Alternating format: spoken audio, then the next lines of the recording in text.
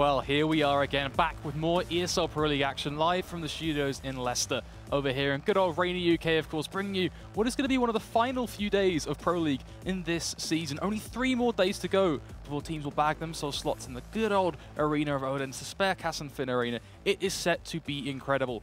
But with that said, there's only one man left for me to introduce. I am Flake Snots, alongside me. Well, there's another guy that'll be introduced tomorrow, I imagine. Tomorrow. Well, Saturday, actually. Saturday. Still, yeah, I'll take it. Today, man, I'll have the mantle of the newly introduced Snods. Hello. How are you feeling today? I'm feeling great. Do you know what? As the host, you may not get this a lot. How are you doing? You know what? I'm feeling good. It's good, yeah. Is that it? Just good? Okay. I mean, I got the construction of the hotel this morning. It was sad times. But look, mate, if you're not up early enough, what can I say? He's got a point. He has got a point. But I'll tell you what's also another good point. The standings of Pro League. So let's take a look. Where exactly are the teams in Europe? Yeah, I mean, obviously, Fnatic playing versus FaZe Clan yesterday, trying to fight for that top spot. And actually, surprisingly, I imagine, Fnatic getting that 2-0 versus FaZe Clan. Obviously, the games we casted as well yesterday. Na'Vi losing 0-2. Close fashion on that, second map Inferno in overtime, losing to Astralis. But nevertheless, Na'Vi still at 14. It's worth noting that Fnatic are locked in now. They will be going to Odin's. 100%. Is that the only team that's locked in? It's the only team locked in so far. And then, of course, Optic on the North American side, I believe. Ah, so it really does leave everything else to play for. Yeah, there's still so much up in the air right now. Of course, Na'Vi, the team questioned to, well, have they made relegation, basically? That's really kind of what it comes down to for them. And unfortunate, kind of no matter what the specifics are there.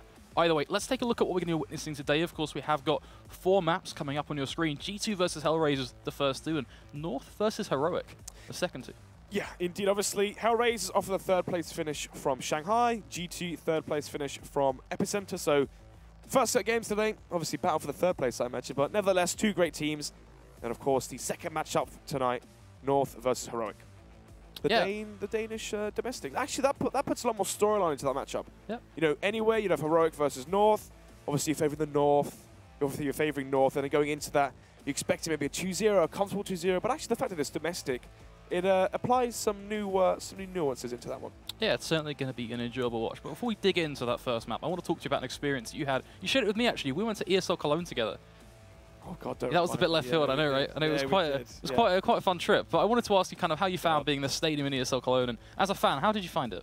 Yeah, it was great. It was great. I don't remember much of it, to be honest with you, mate. It was Germany, cheap prices up there, but nevertheless, it was great. It's a good beer, to say the least. Exactly. But the reason why I bring that up, as much as it may sound random, is the fact that you guys at home can back yourselves a trip, of course, to see the ESL Pro League Finals. If you do want to get involved, the link is on your screen right now just below. You can go to the Pro League Finals and join Tweeday, thanks to PaySafe Card. Should be quite the trip. Should be incredible, obviously. Don't drink if you're under 18. Is that the best thing you've got to say on that? Just don't drink, it's just bad. If you're under 18. Fair play, that works. So, first map. Yeah. I'm curious to see where it's going to go. Definitely think there's a fair edge, but I don't know, what are you thinking? For the first matchup, obviously G2 versus HellRaisers. Both these teams coming off of 3rd place finishes. Obviously HellRaisers playing versus Heroic. Actually, another team we'll see later on. For that 3rd position at the start of Shanghai, that was only recently, I believe it was last weekend. And then notoriously the G2 versus Astralis matchup for 3rd, 4th at Epicenter, which G2 won 2-1. So both these teams off of good LAN results, I'd say. Good for HellRaisers, obviously having Fetz now 0, taking himself out of the roster, and obviously Fetz having a very strong performance at ESL Shanghai. Started at Shanghai, having a very strong performance. Question is, obviously, can they try carry that over towards online? If you are a team, if you are a player, you want to have that strong LAN ability. The problem is, if you're not good online as well, you're not going to get those opportunities on LAN. Talking about players kind of online and overall opportunities, you mentioned one name in particular, which I am keen to kind of dig into a little bit. That being Fetz, of course. I think that's a fairly typical thing to dive into. Of course, the guy, you look at some of the big things he's done, Denial this year, and outside of that, outside of Shanghai even, that's really all there is to it. So, I mean, as a player, what do you think? Yeah, what do you think ultimately is the big question for me. I think fair enough. If you can make a full-time living from playing Counter-Strike, go for it. He was in Denial in North America playing in Premier, I remember that. And then obviously he went to China, played in the Chinese region, and was on pretty good money as well, from what I was told. So fair play to the lad, is what we would say over here in England. Fair play, congratulations. And now you're on HellRaisers as well, a team that's going to have a lot more international focus on this team. Obviously, when he went over to China, it felt like no one really paid any attention to him. Comes back overseas, he's now in Europe, playing in the international lineup for HellRaisers, and so far so very good. Yeah, able to play on home turf, of course, and joining someone like Issa, the first Jordanian Counter-Strike player. Those that odds. is quite something. But you mentioned the odds, and well, yeah, they are a bit, I don't want to say use the phrase unfair, but at the same time, I think no, for G2, I think these are great odds. I think if you okay. I know where you're going with this, because I mean, this is your thing. Yesterday, I probably made a fair few bucks yesterday. Obviously, it was Astralis versus Na'Vi, and Astralis had a very, very, you know, they were poised to win it. And obviously, it was a close game and whatnot. But those odds there, 1.25 to 3.75. Inferno is the first matchup. If you want to put $5, $10 on whatever, actually that's a great bet on Betway. The reason being is HellRaisers only yesterday went 1-1 versus Mouse Sports. They had a 16-10 victory versus Mouse Sports on Inferno. Then again, though, G2 obviously beating Astralis 16-11 on Inferno. So both these teams not only coming from third place finishes, but also coming from ESL Pro League wins only yesterday on the map Inferno. So I actually think it's a lot more even than it looks. I would have made it 1.5, maybe to 3. I think it's always going to be a surprise factor, though, for me. I think that's really what it comes down to. I mean, if I could bet, I would put money on HellRaisers, 100%, especially in Inferno. Maybe not Cobblestone, but Inferno definitely. I think when you look at the map pool overall, though, you do have to, I think if you want to make a gamble, sure, HellRaisers, but for G2, this should still be a comfortable 2-0, surely. I mean, you look at the map itself, it's the two best maps. I actually feel like Inferno is one of the really good maps that plays strengths for a team like HellRaisers. If you remember when they brought in Wosik, and he was taking the mantle of the AWP. Sometimes DeadFox was AWPing, and it felt like there was more of a supportive style AWP in that roster. Sometimes you would see Wosik take the AWP and go for these crazy pushes. I mean, if you remember, we were casting in the first week in Pro League on Mirage. He was running through the ramp smoke. He was going through Palace. He was running up connector with the AWP, going for these really audacious plays. And then when DeadFox had the AWP, it was the complete opposite. It was very passive. He would hold window. Two very different identities. Exactly. I feel like on a map like Inferno, a double AWP setup on the CT side is perfect for what they want to do. You want your supporter style AWPer to play towards Banana. Have him solo Banana. Maybe send 3 towards Banana at the start. Take control of Banana. Leave your supporter style AWPer there. The person who doesn't want to be the star, refragging, you know, refacing, keeps re-peeking style of player. You leave that for the player that's playing towards Arch, where you can get that first kill, fall back towards Mini-Pick, get the second kill, run on the site, land the quick scopes, you know what I mean? You want your supportive, calm, collective, intelligent, spit of a flame, more of your intelligent player towards Banana, playing more of a safe position as the anchor. So I feel like DeadFox towards B could be really strong if they AWP it, and then Wosik could be very explosive towards the A side. That's a lot to take in right there. A lot of information. You really went into it, didn't you? I mean, yeah. I definitely think there are some fair comments in there, and it really kind of breaks down how we can expect this first map to go, and it gives us a few things to be watching out for, such as that double AWP setup. I think if they bring it out, it could be the upset potential, especially for a team like G2 Online, where they're going to be playing with so much confidence. Sometimes when you play confidence, you forget flashbangs, you forget smokes, you forget Molotovs, and you think, oh, I can just out-aim these people. And that plays into the trap of the double AWP. I think if you're HellRaisers as well, bear in mind, they have a lot more kind of over a lot of teams in general, just the fact they don't travel as much. They don't have that kind of fatigue disadvantage. So we'll have to see whether that overall comes into things. Here we go. HellRaisers versus G2 Esports live on map number 1. It is going to be Inferno, match day 26. Here we go. 4 players really rushing towards Meta from G2, trying to make some presence in, see if they can get that first kill. Shox and Co are going to be diving up towards long corner, crossing into the arms of DeadFox, who will be tapping on away, but nothing is found. Only KennyS finally clawing in a kill, but Issa holding down the site, tapping away again. But it's just the one frag, which is arguably not going to be remotely near enough. As HellRaisers, with just 2 left standing, have to consider how on earth they can approach retaking this A site. 4 versus 2 as the bomb is down. Kit, though, picked up from Wosik. They have 2 sets of cover for the CT side, so they can try challenge and duel these G2 players. Wosik just going to begin to move in, clearing out each and every angle, starting to work his way on towards the site, tapping a few shots towards the head of KennyS, but not quite the kill. That's where things get problematic. KennyS and Apex both going to line them up, and just like that, G2 get themselves that pistol. Okay, so now there's big issues. One of the biggest issues right now for HellRaisers is when you lose this pistol, if we're going to be seeing a 4-5-man force buy from the CT side going forward, it's going to really impact their economy. If they want to try to bring out this double up setup that I was talking about, DeadFox and Wosik on the CT side of Inferno, then again, look at the players that, actually no, as I say that, DeadFox is going to buy utility. Wosik as well going to buy that CZ Kevlar. We are seeing 5 players force buying from HellRaisers. They're putting a lot of attention, putting all their stock into this round. If they lose this one, they're going to be on full eco next round. They're not going to be able to afford full utility. They're not going to be able to afford AWPs, even one AWP as well, which could be problematic, and they could be starting a downhill trend. It'd be interesting how this does play out, of course. The map is Inferno, and playing CZs into some of these choke points can be so lethal. One of the things as well, talking of choke points, you can see Fetz and Issa also have smoke grenades. What you can do on Inferno, one of the things I used to do as well was you'd buy 5 smokes on your force buy, or even your eco sometimes. You would slowly use them, 1 minute, 45 seconds, 30 seconds, and you sort of tunnel vision in G2 towards the A site if you want to stack it. You can leave 1 player here, have 4 players towards the A site, have a late smoke towards B, Suddenly G2 are thinking, okay, there's 30 seconds left, smoke's just gone down B, we're probably going to go back towards the A site, and then you have a 4-man stack there. Or you wait 15 seconds, 20 seconds, you deploy that final smoke, and they rush through the smoke, you play close range with the CZ, and that's basically a dream scenario. But right now you can see the smokes are faded, they used them too early. Just moving up, Dead Fox already being taken down. Next in lane will be Fetz as he loses his head to Birdie. Not Body, sorry, what's going on there? I have no idea. Much like Wosik, though, able to claw back a kill with a CZ. Surprise, surprise. Sneaking in just the one. 4 versus 3. Smoke is down towards CT. And actually, there's no more smokes left for the side of G2. So if this bomb doesn't go down very fast, this could be a very easy round for HellRaisers. Yeah, this actually being able to catch someone off towards the bottom of mid will be crucial as well, because he could just then drop the smoke and be a real nuisance. 18 seconds left coming on the clock. They can't push through that smoke, and if they do, Issa should be able to have a field day with the CZ. And as he does, there's one, there's two. Issa doing it all, finally traded back by Apex. But it's all on him. 8 seconds left to play with. He has not got the time. It is over for G2. HellRaisers, they find the upset. They do indeed. Wosik as well, able to retrieve the AK from the fallen body towards the B-bomb site.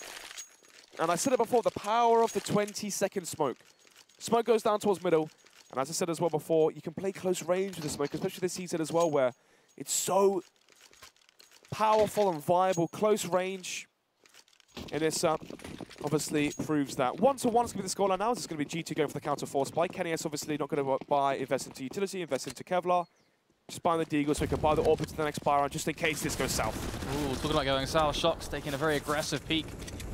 Matched, of course, by that UMP, but he's on a field day. There's one, the molly being dropped, but he'll keep on pushing. Fetz down to 9 HP before he can back away. But a lot of the utility towards Banana. Exactly. Fetz alone towards the B side. They know he's low HP. Shox did do the damage with the CZ as well. They can try and have Apex lead as the point man towards Banana, towards the A site with the AK. But right now you can see HellRaisers is doing a very good job of getting counter information. They flash in Issa. He has the information towards apartments. There's no one towards apartments, which means you can have this 2-man stack towards B. As well, if Angel clears middle at about 45 seconds, 40 seconds, and spots no one, they're going to know it's a B site hit. This position, so many times, it's often left unchecked. Stop on these flower pots, waiting patiently for his prey to come into his crosshair, just waiting for that chance, and, well, it comes almost quick as anything. There's one, a second trade to get found, but what more can G2 do? They still need to push up and deal with the problem. It's Wosik, he's sitting there spraying away with his Famas. Lines him up, knocks him down. That's 3 for Wosik. As HellRaisers, they will find their second. Fetz, they get a little bit greedy, finds that first kill with the UMP. Usually you see players get that 1 kill on their CT side, then they instantly drop off into the smoke. The reason being is you are so vulnerable towards the boost position if the enemy know exactly where you are. Regardless, though, an incredible spray down from Wosik will mean it will go to round number 4 and a 2-1 advantage so far for HellRaisers on the CT side after winning the force buy. And now it's going to be the eco for G2. They've had these close rounds. They've had the rounds where they've been whittled down. Into round number 4 versus the eco. We need to see a clean round played out now from HellRaisers. 4 to 5 staying alive. Get the kills exactly like this onto the SMGs and stack up the cash. That's all it's about, right? Making the money. So much you define when you've got these UMPs in play. G2 playing very slowly. We're just what little they have to play with. A few more picks going to be filled at Issa. Finding the frag on KennyS. An interesting peek, but nothing to be found. Fet's just going to be swallowing it out and waiting patiently this time for his prey to go on wandering up Banana.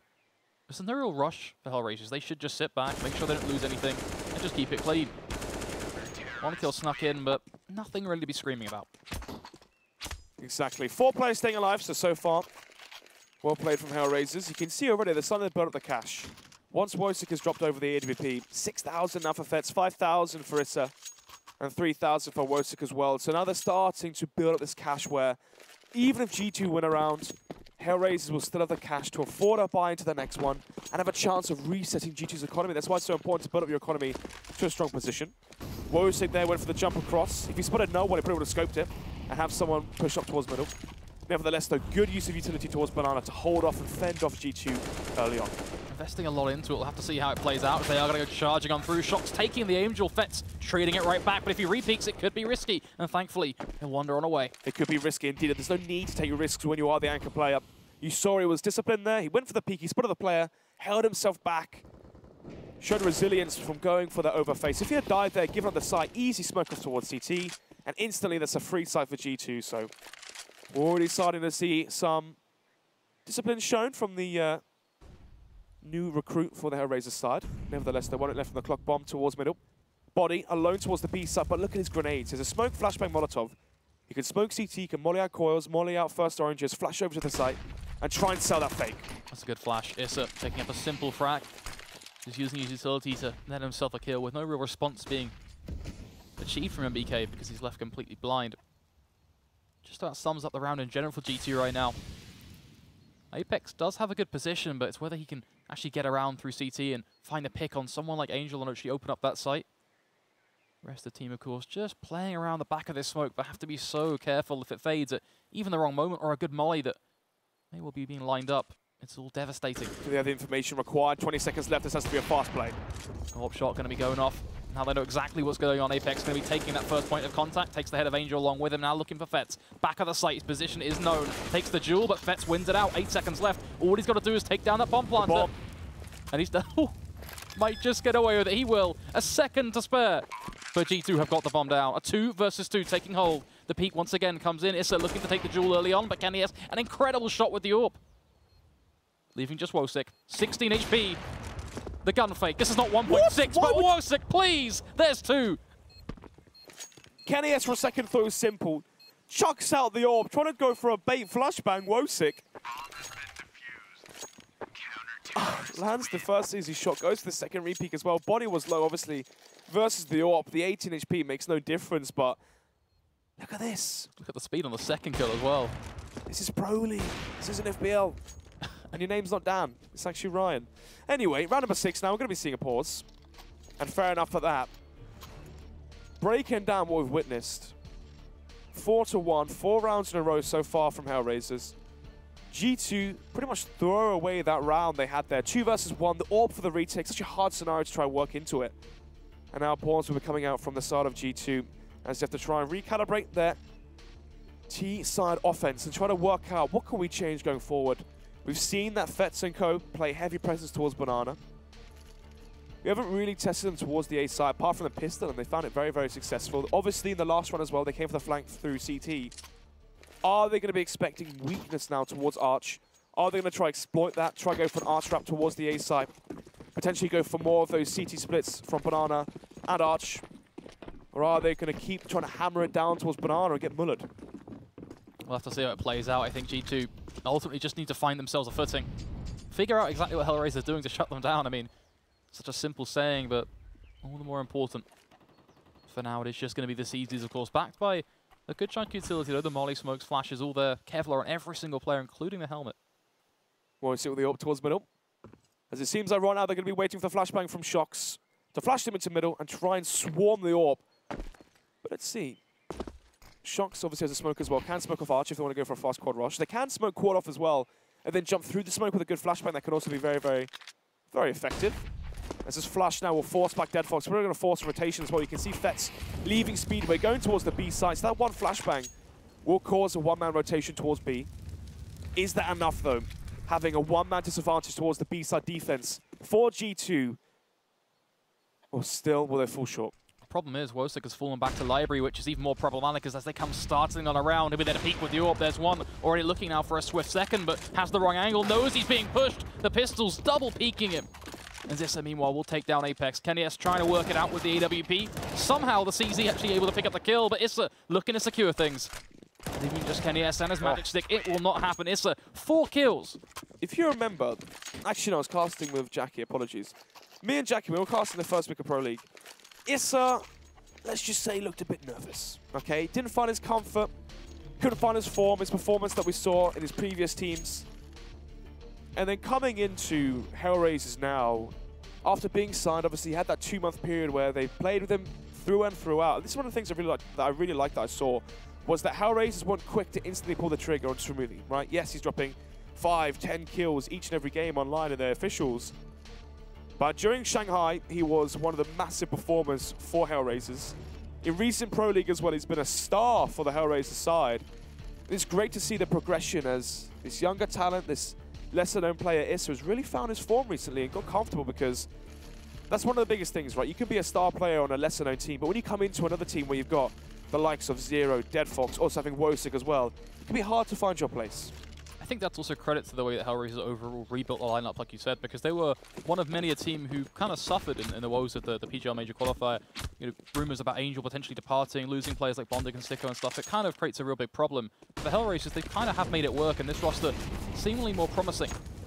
There's already some early damage has been done. The Molly pushing down to 53 HP. This is good enough from G2. They're finally trying to fight against the banana control from HellRaisers. This is one of the things I wanted to see. Fight back Banana.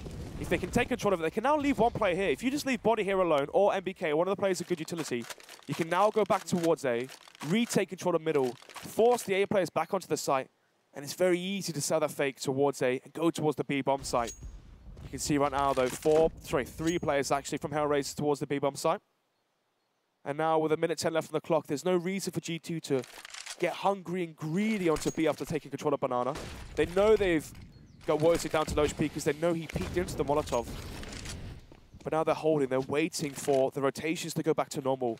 And now we're seeing a normal CT defense. 2 towards B, 3 towards A. G2 have played the patient game very, very well. And now hopefully it pays off for them. It's just MBK doing the solo fake. He threw his molly, he threw his smoke, double flash as well, all from Boiler. Just looking to make as much noise as he physically could. The push now comes in towards B. It's a formulating play. At least not too much. Kenny's at least able to claw in one pick with the AWP, but does it really save the day? I mean, they've got 30 seconds. You've got Apex getting aggressive, but he needs this frag desperately so to try and claw back that advantage. Fets not going to be giving him the peek though, forcing him to have to push up nice and close. It's a battle of timing.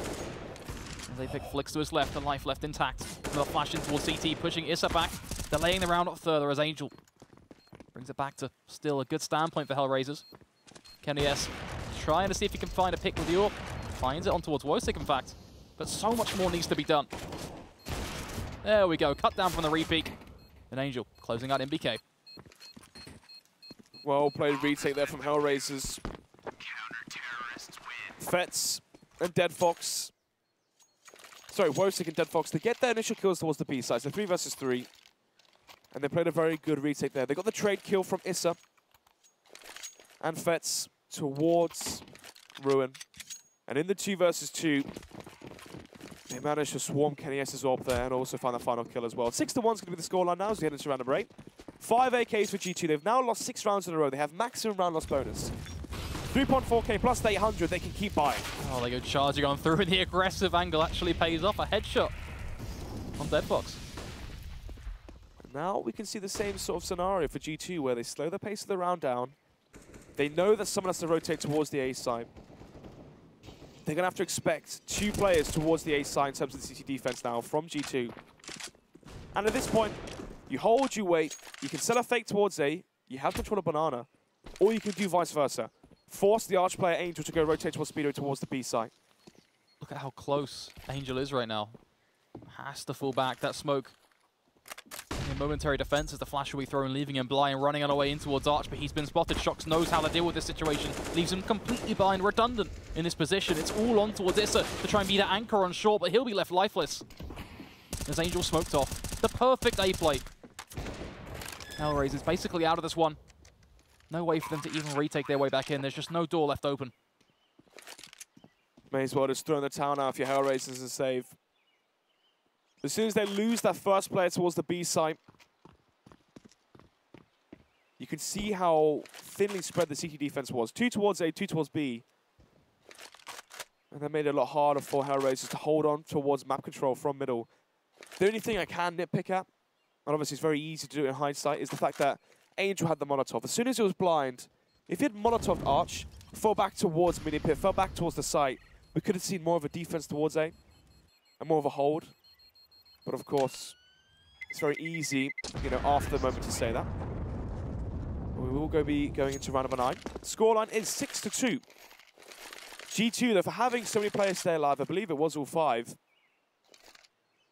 Now the goal is to chain rounds together. You cannot be reset instantly. This is one of the issues we see, especially when they're an upset. If you are the underdogs in best of 1s or in best of 3s, where you finally get that 1-round win, it's a massive 1 versus 3 from your star player. It's all great, and then you instantly get reset, and then suddenly, you know, if G2 get reset right now, it goes 7-2. They're forced to go for a force buy. If they lose that with maybe 3 AKs, 2 UMPs, 8-2. Then they're on eco once again. 9-2 could very easily be the scoreline we could be looking at if G2 get their money reset. And with how this half has gone so far as well, with HellRaisers winning 6 buy rounds in a row, there's obviously a lot of chance going into it. That's the beautiful thing for HellRaisers. It's just the sheer buy rounds they've been able to take.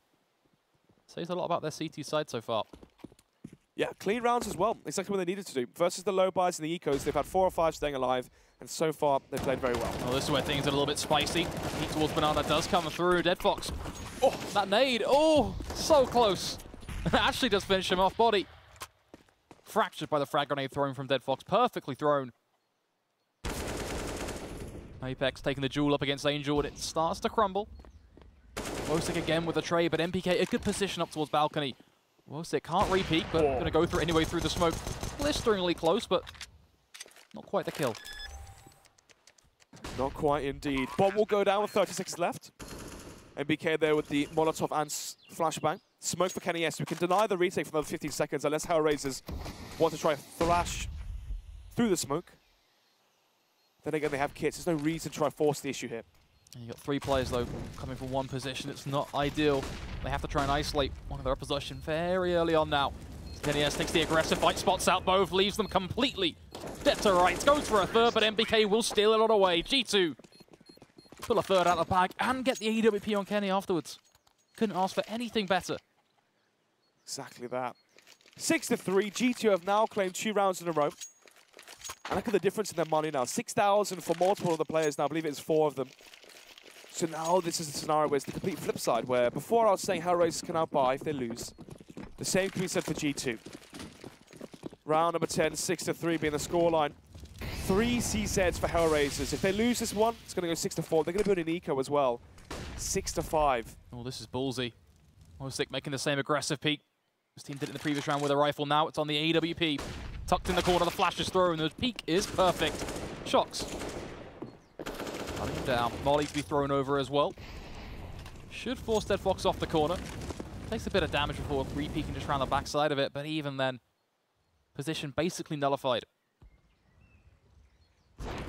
Somehow making it work anyway. G2 just taking a peek 1 by 1. Just like the old saying, 1 by 1 they do fall. MBK at least able to find the headshot back on towards Issa to keep it to a 3 versus 3. Issa was the only line of defense towards A as well, and now he's gone down. It does leave a welcome mat towards the A-bomb side, but I don't think G2 have realized it just yet. Angel going to go for a quick meander through the smoke, but Kenny S knows exactly what is going on. So maybe we'll go for a bit of a second chance play. Does catch Kenny by surprise, has the bombers too. That is crucial. Look at how low MBK is. If he jumps even around the corner, his life should be done, but doesn't have to. The bomb is just too close for comfort. 2 versus 2, MBK with a Mac 10, 4 HP, Apex as well. 100 HP with the AK. Molotov flashbang for him. So in terms of the utility right now, you're favoring HellRaisers going forward. Flashes are good. Apex completely blind. Dead Fox able to pick up the kill. MBK all on him. It's the transfer with the Mac 10. MBK, of course, it's MBK. 4 HP and a Mac 10 somehow, some way. He's on a quick drive-by to get that second kill as well. And that could be the lifeline that G2 need to finish out this half competitively. 6-4 now. Eco for HellRaisers. Heartbreaking scenario for them, because if they had won that round, they get to 7. They start to build their money. It's all looking great. They won their force buy. But no, it's not going to be enough. Deagle for Dead Fox. CZ for Fets. PT50s across the board as well from the CT side. Mac 10 again for Apex now. So conversely, for G2, this is their clean anti-eco where they can have 4 or 5 stay alive. Use the Mac 10 for information if you need to. Send Apex in first. If he gets those kills, brilliant. If he doesn't, they know there's a stack towards Arch or there's a stack towards A. If you send him in towards the B side right now, like an information homing device, they will know it's clear. Only Dead Fox holding the line towards B. And that 1 Mac 10 play from MBK could be bringing G2 back into this half. That's an awkward shot. Doesn't really mean too much though. Apex going to peek around the corner. Should pretty much be cut down by Fets here, just like that. The CZ will chew through. Instant reply there, you can see. As soon as they see the stack towards A, G2 are going in towards the B-bomb site now. And that's what I meant about using the Mac 10 for information. G2 have the info to stack towards A clear bomb site now. Site basically, there's the plant will come through. Angel, a chance to deny it, but Taps not quite connecting. Up until then, Angel actually landing it, and Fets also sneaking in a frag on MBK. The repeats will come through. No rifles in play. Shock's actually getting himself both of the frags, in fact, taking control of Garden. Bomb taken away. Fetz does have himself a rifle. Issa playing close with the pistol.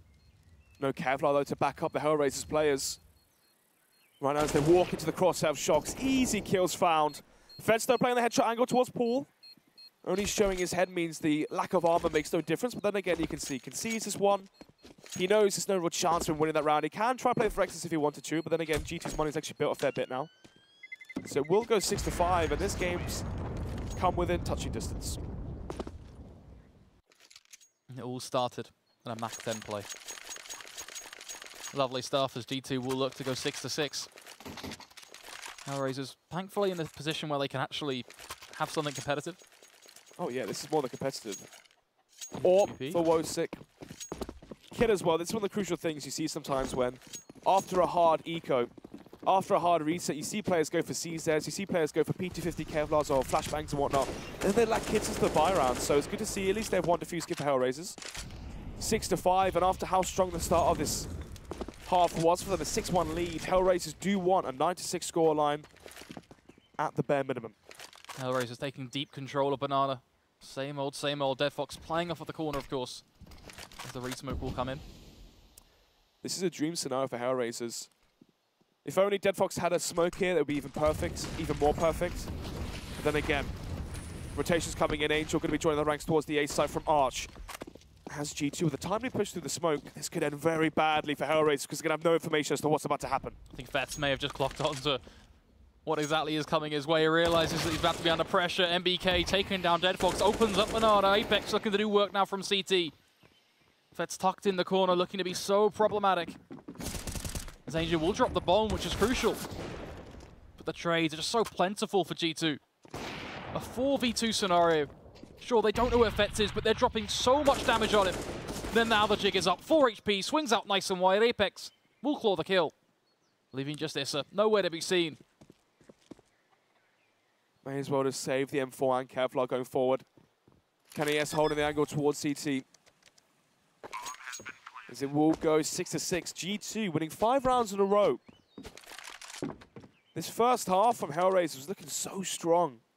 You had Wosick with incredible spray downs, Dead Fox with the AWP towards Banana, holding all those angles very, very well. Fetz with important frags as the anchor towards B. And then suddenly G2, they win 1 round, they show their experience, and they show that they're a different caliber of team going forward as they have now chained 5 rounds in a row, and they will be meeting HellRaisers at 6. Issa just going to be trying to escape with this AWP. So close to Apex right now, but should be fine just by the fact he's up on. Actually, here's out Apex, goes to the wallbang, but nah, not going to happen. Paul's coming in. Well-timed one as well. Should be HellRaisers, then it is indeed. They've conceded 5 rounds of the trot on the CT side. I think the biggest difference so far is that G2 aren't scared towards Banana anymore. Even though we saw in the last buy round, Dead Fox had control of it close towards Banana. As soon as the smokes faded, they instantly retook control of it. And as soon as on your T side you have control of Banana, and you can take middle for free, essentially, if you know the smoke towards Arch, the Molotov underneath the core position, the perfect flashbang as well, which you throw outside apartments. It's actually quite easy if you have the utility to take control of middle. And then as soon as you can force the CTs back onto the sites, and then you can start to try selling your fakes. We've already seen Body 2 times now. 1 time towards mid, was trying to sell the fake. 2nd time as well.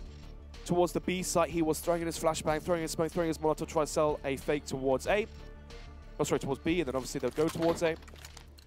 For HellRaisers, do they need more aggression? Do they need a mid-round apps push? Do they need an AWP to maybe play quad and get into boiler, get a bit aggressive, hold for the jump in towards apartments?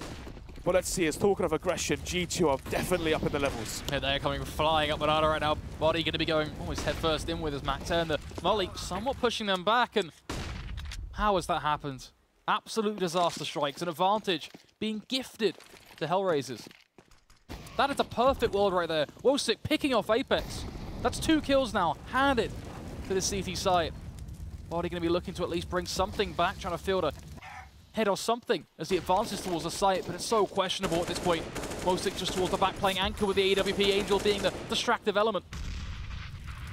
Eventually does lose his life, Wosick being almost mollied off. But able to survive just for now, but pressured.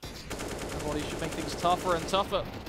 He will be dismissed through the smoke. Dead Fox finding 2, but it may well not be enough. Problem is right now for HellRaisers, look how far away the rotations are.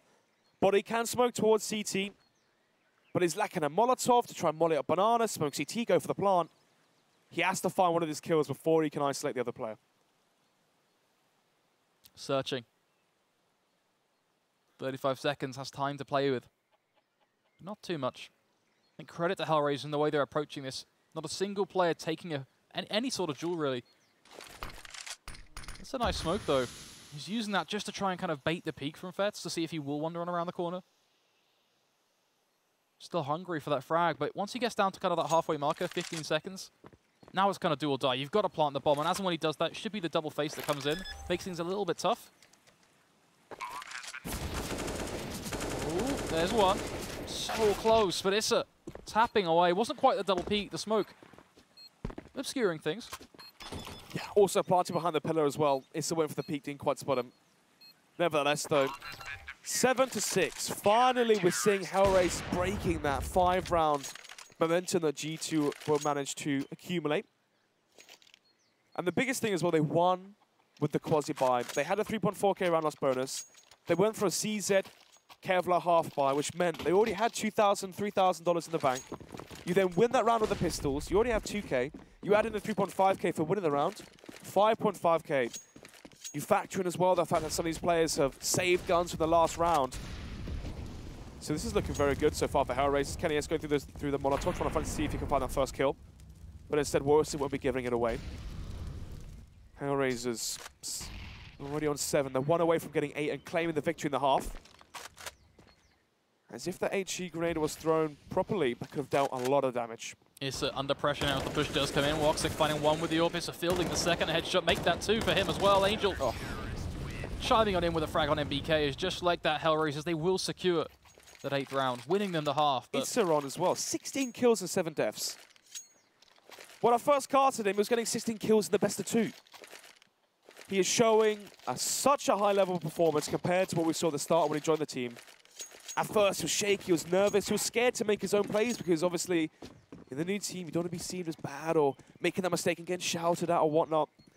16 kills already after 14 rounds being played, and his aim is looking steady and crisp. Woxic opening up with one Angel, dipping in for a swift second. HellRaisers dishing out some very early damage with these French boys. They have so much to do now to try and bring this one back, but thankfully it's so early in the round. One of the things I've noted as well, watching Angels and the way they play their CT sides is, Angel's very good at CT-sided aggression. It's one of the things that some IGLs take a while to try and learn. Obviously, it's very easy on your T side because you're fighting for that map control, right? You're flashing the angles, you know your smokes take control of the map. And on your CT side, it's very hard because it all comes down to timing, it all comes down to placement, it all comes down to reads because on your T side, it's all defaults. You do this every single round. You take control of Banana every single round. You take control of apps with your 3-2-1 peak every single round. But going for your CT-sided aggression is basically off feel, it's off reading your opposition. And I believe that Angel is one of the best IGLs at actually going for that CT aggression. An interesting point, and we definitely have seen that taken hold. I mean, it's kind of relevant just to how many first kills HellRaisers have actually been able to pick up. Indeed. As right now the smokes fade as Woxic goes for this next kill. Flash leaving him completely staved off. Dead Fox meanwhile trying to pin down the site, finds both of the frags.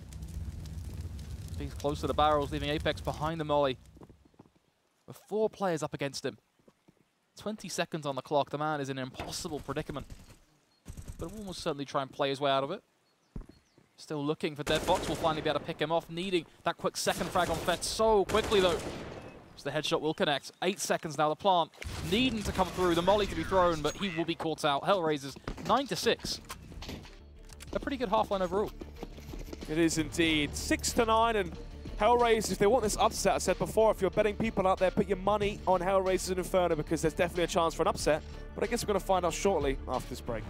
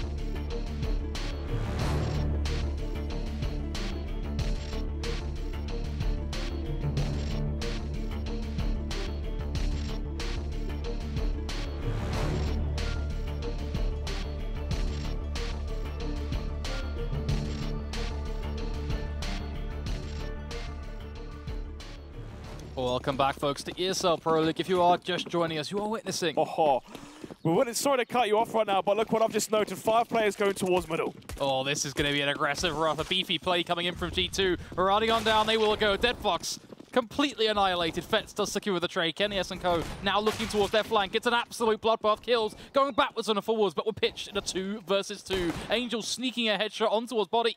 Hands the advantage over to the HellRaisers lineup. Perfect, considering they are on 9 rounds looking for that 10th. Shox having to try and clutch this one out.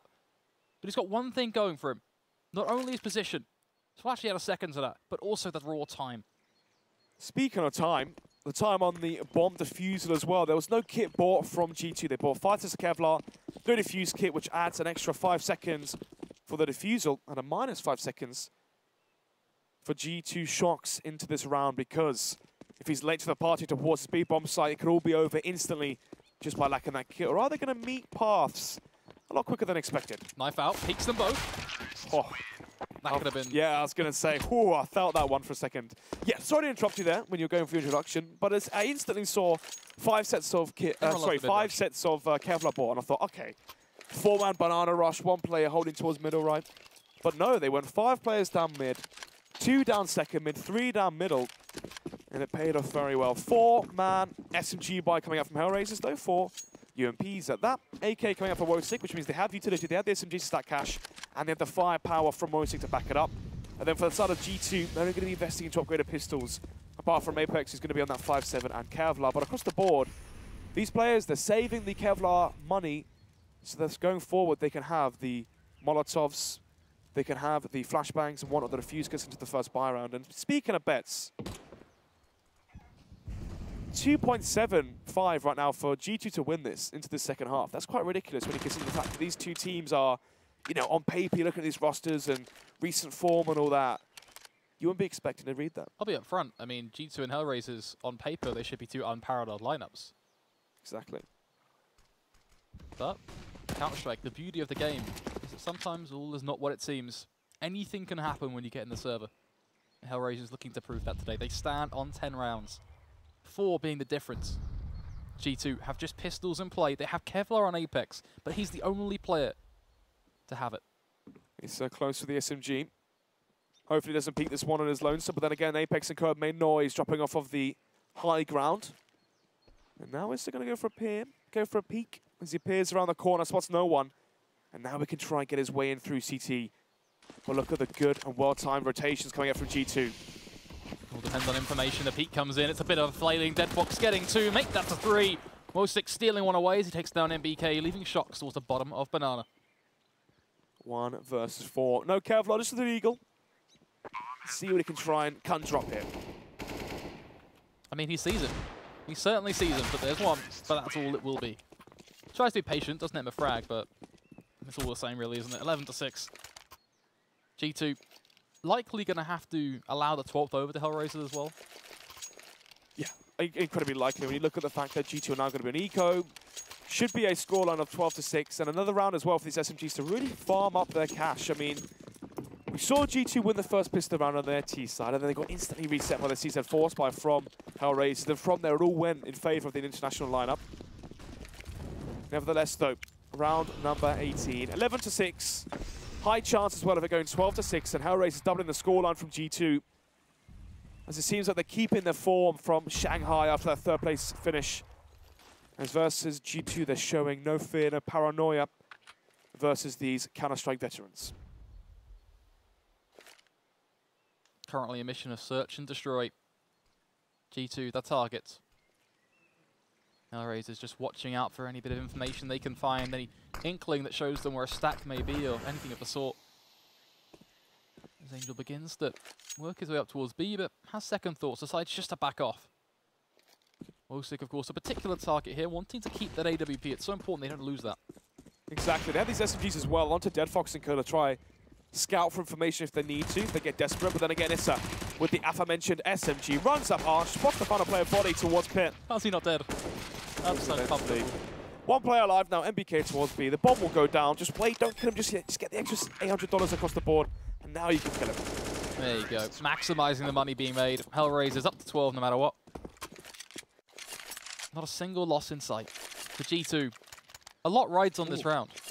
Yeah, a lot rides on this round because HellRaisers, if they keep these 3 SMGs, if they win this round, if they don't have to disregard them, obviously we've already seen one of these UMPs being traded out for an AK onto Fets, but nevertheless, if you can win the round with the SMGs, save yourself from investing into the AKs, you're going to add extra cash. The more money HellRaisers can gain, the better, the more fluid, the more utility they're going to have on their T sides, the more they can continuously buy and buy and buy and buy and force pressure onto G2. This is the thing that people really overlook, is the fact that if HellRaisers have $10,000, they can buy for 3 more rounds. Even if they lose those 3 rounds, they're going to be close rounds. These are rounds where they're going to have AWPs, 4 AKs, utility. It's going to be 2 versus 2s, 2 versus 1s, 3 versus 3s, 3 versus 2s and whatnot, where these rounds are going to be close. And because they're close, it's always going to keep G2's money low. And that one round HellRaisers win, they will eventually reset G2. Well, talking about HellRaisers winning a round, it's too early kills for them. Body was able to chime in with just the one, but it's an awkward predicament knowing that their only line of defense has just been mollied out of his position. Shocked, now left completely blind. The push comes in, and Fets, well, it's simple execution. The headshot onto Shocks, and just like that, the site is basically theirs. The retake, it could come through, but for me, I look at a French lineup in fear. As Apex and MBK are in such a tough spot. 2 versus 4. Exactly. 2 versus 4, no kill as well, so diminishes the odds against their favor. May as well just say, if they try to play for extra kills, is the first buy in the second half. You expect HellRaisers to not have that much cash, but you would be wrong. Their money is soaring, and now when they win this round as well with the UMPs, these UMPs can now pick up the M4s. You can see Angel disregards his UMP for the M4. Issa went in first. He played the entry frag role.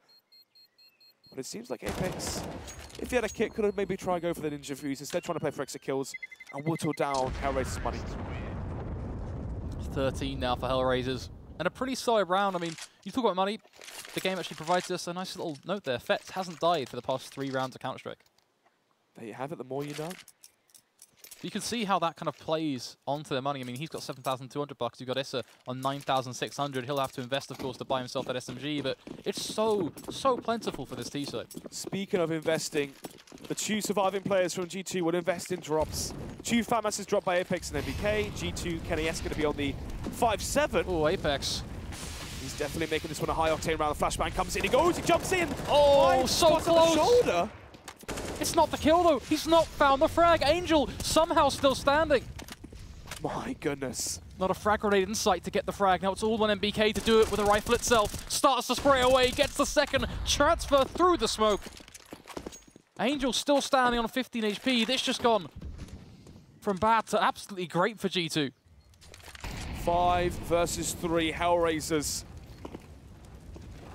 All they have to their name is 2 flashbangs, a smoke and a Molotov as well from Fets. With only 1 smoke, really, you should be aiming to go towards the B-bomb site. Smoke off towards CT, molly out, ruin, flash ruin, molly out, you know, whatever you want to, really, wherever you expect or you hear G2 to be. If you only go towards the A site 1 smoke, you can only really smoke off Arch or smoke off Mini Pit.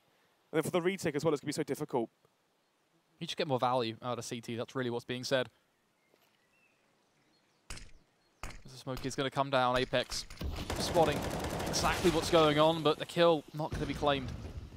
Issa with the early headshot will allow him to walk up towards the site, but MBK is such a good position. Dropping down as well is huge.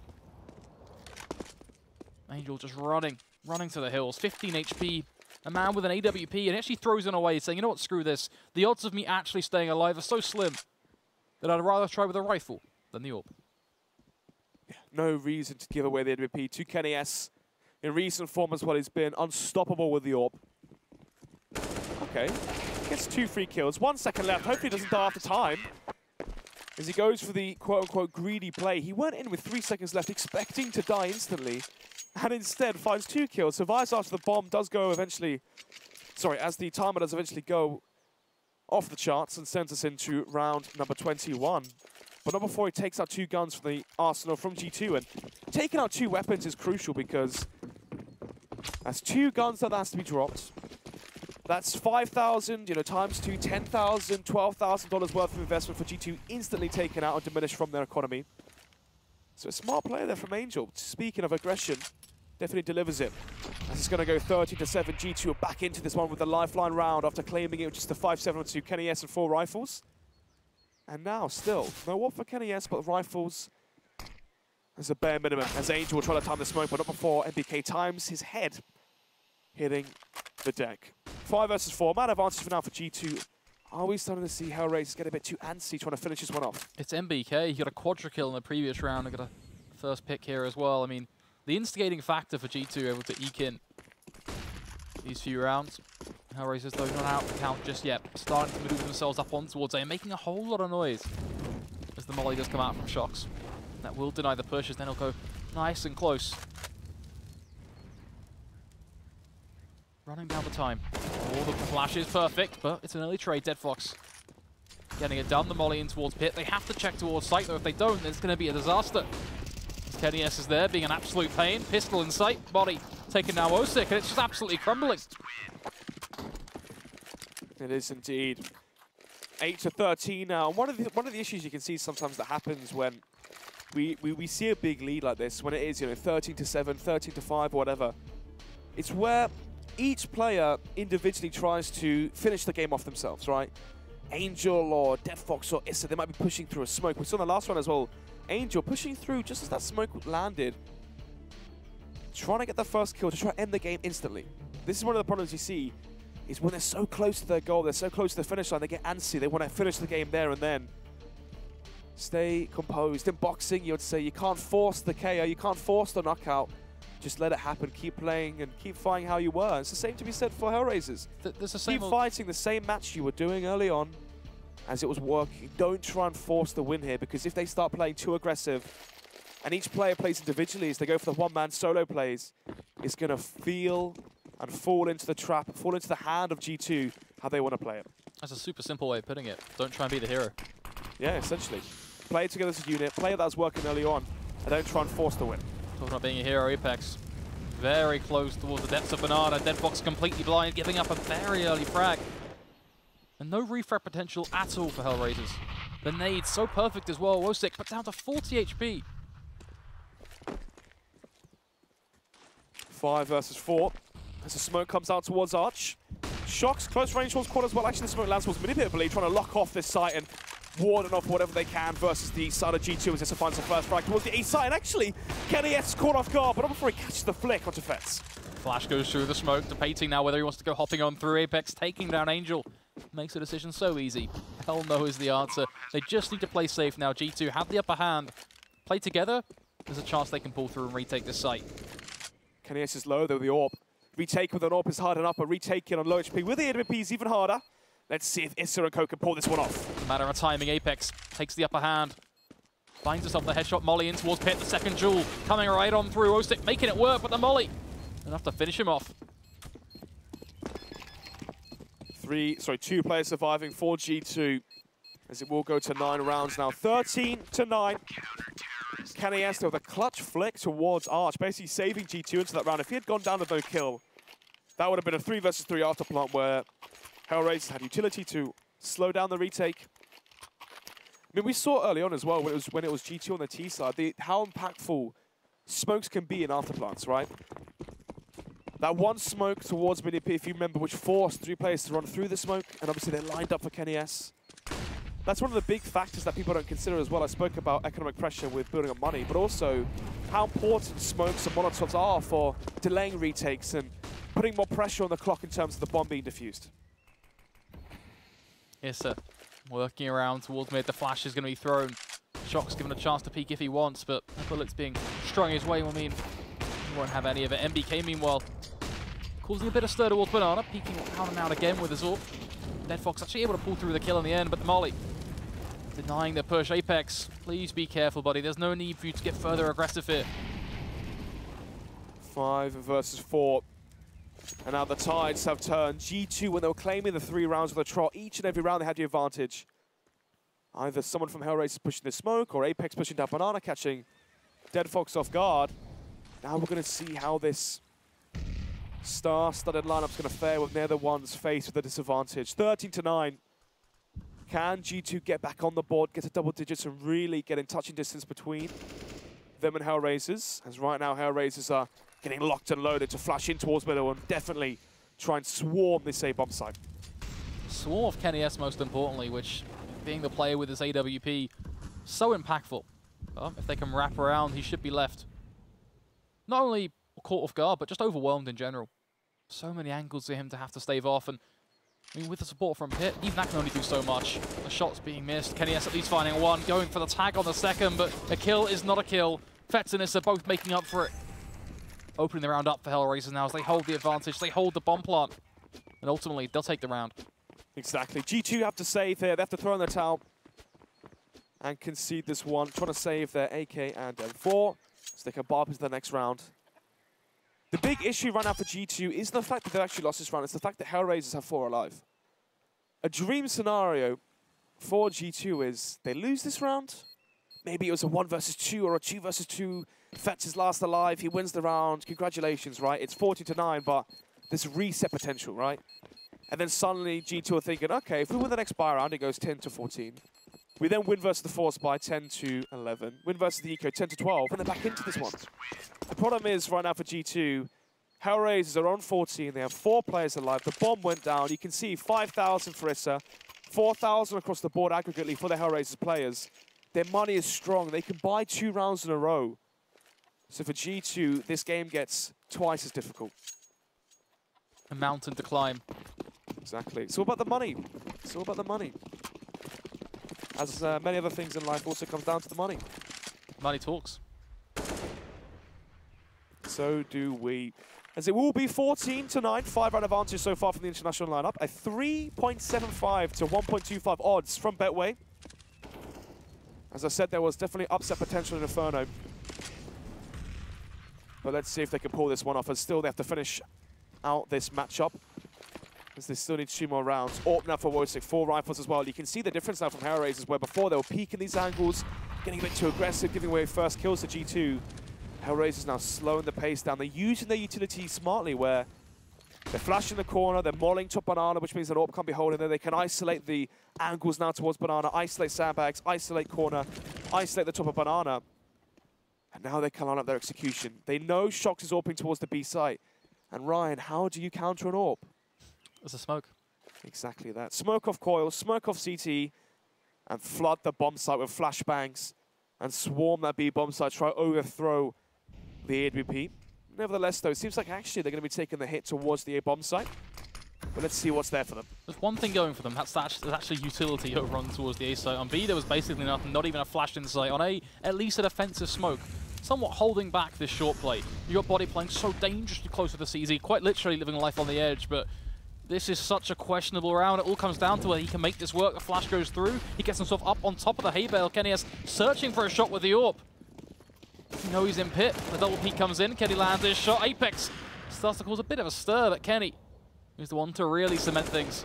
Angel trying to fight his way back in, but it will not be enough. KennyS with 3 kills to push G2 up to 10.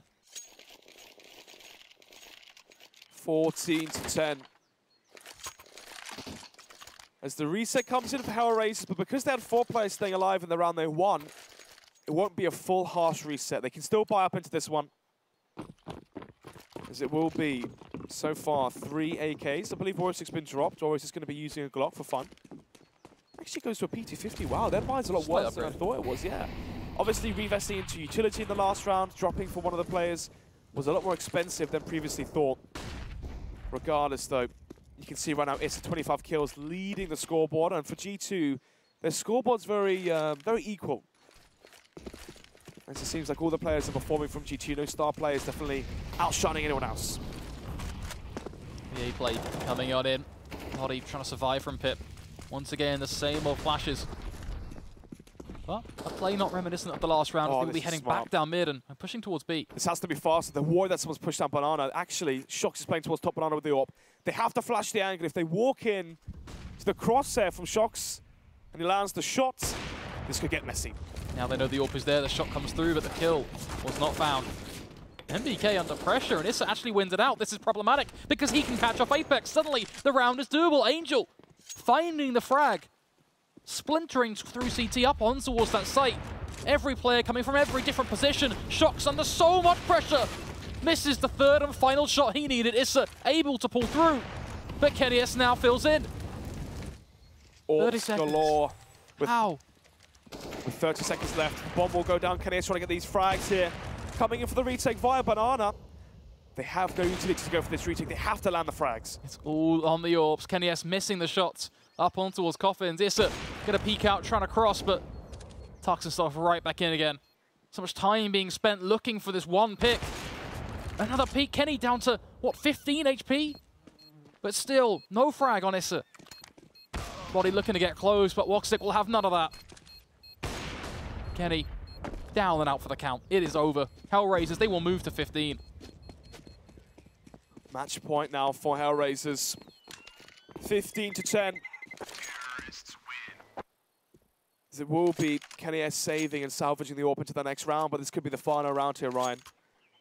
G2, they win a round, they get reset instantly. And now we're seeing how much more fragile the CT economy is when you compare it to the T-side economy. HellRaisers, they win a round, they're 4 alive, they can still buy back into this one with 3 AKs, a Deagle here and there. The same cannot be said for G2. Look at their buying comparison. No rifles, upgraded pistols, kits, decent utilities well across the board, but the AWP saved as well from Kenny S. If he didn't save that AWP, this buy would have been a lot worse. Kenny S at least able to start off strong. Shocks unfortunately to be taken down, and it's so unfortunate of him because how hard he tried. Really puts back into that previous round. 2 kills, not quite enough. Kenny missing a shot as well, opens things up for Angel to basically tear open this A-side. Apex trying to hide behind the boxes, but this one may close it out as it is just MBK. Yeah, this game is as good as done. MBK now last alive. He has the kit flashbang to work with, but a 1 versus 3, the only real lifeline is the fact that Issa is low. Wandering on around these corners, checking through Boiler. But he has to be feeling it at this point. That's just almost certain death. Bomb ticking on down. Has himself a kit. Frag-ready Molly all coming flying right at him. And that is enough. HellRaisers taking the win in a surprising fashion, and a lot of it comes down to Issa.